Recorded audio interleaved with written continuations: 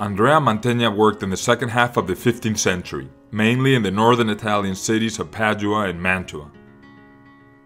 His work is probably the best witness that we have of the enthusiasm that existed during his time for the art and the history of ancient Rome. This image shows Dido, first queen of Carthage, who plays a leading role in one of the great texts of the history of literature, the Aeneid, by the Roman poet Virgil. Dido fell in love with the Trojan hero Aeneas, and was left desolate when he left her to fulfill his divine duty, the foundation of what would become ancient Rome. It is an incredibly moving story of love which ends with the queen's suicide. Here we see her, victim of love, preparing for her death. Behind her is a funeral pyre, and she holds a sword that Aeneas has left behind, and which she will use to kill herself. The painting is exquisite. The precision in the definition of forms and lines is characteristic of Mantegna. The pose of the figures is based on ancient prototypes. Mantegna brings up a notch the antiquarian standards of the time. He was close to contemporary students of antiquity, and he was himself very interested in ancient monuments, such as triumphal arches and triumphal columns. A striking aspect of this picture is that nearly the whole image is made of a single color, a mixture between yellow and orange.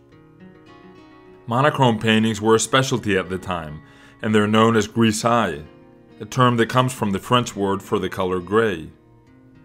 They became fashionable because in the Renaissance they were very often used to imitate ancient Roman relief sculptures. The term grisaille is applied to this picture, even though the color here is not gray. What this painting is trying to do is to imitate not stone but bronze.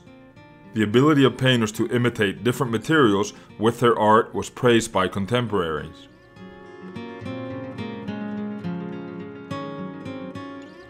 This painting shows Jesus Christ displaying the wounds of his crucifixion on his hands and feet.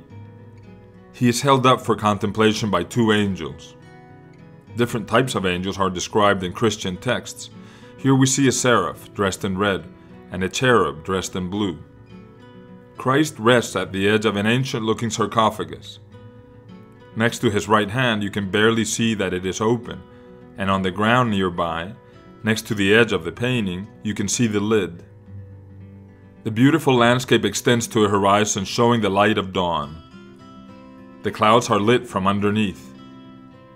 To the right, we see a hill crowned with the three crosses. The depiction of drapery is amazing. Look at the cloth held by the angel to the right. We have a sense here that the artist enjoyed himself, that he's showing off, that this is like a signature with a distinctive flourish. The careful study of the anatomy of Christ and the careful description of nature are characteristic of the Renaissance, which favored these qualities over generalized and schematic approaches to representation. The expressions of the three faces denote grief and pain. They seem a bit forced. This is a reminder that we're still in the early stages of the Renaissance. Learning is not only an individual accomplishment. We learn many things collectively. The history of art teaches this. Painters at this time were still not able to paint human expression in a way that seemed entirely realistic. But thanks to the effort of this artist and of his contemporaries, the next generation would be able to achieve that goal.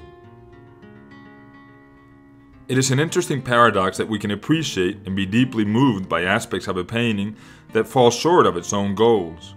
Here the figures seem frozen, rock-like. To my eye, this translates into a sense of permanence, as if we were witnesses to something immovable.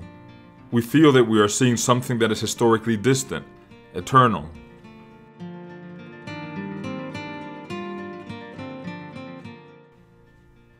What we see here is a closed room in the Ducal Palace in Mantua that Mantegna has painted with fictive landscape views and people.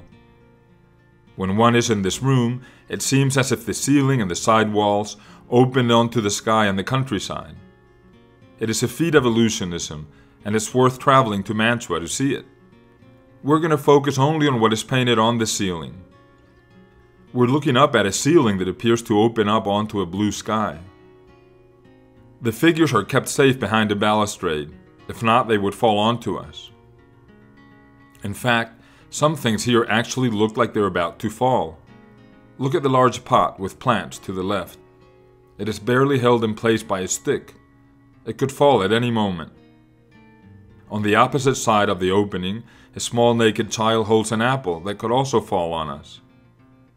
Some of the figures in the image smile. They seem humored by all this. Clearly, Mantegna had a sense of humor, and he enjoyed this kind of trickery. But something else is at stake here. By engaging us so directly, the artist turns us from passive viewers to viewers that participate more actively in the scene.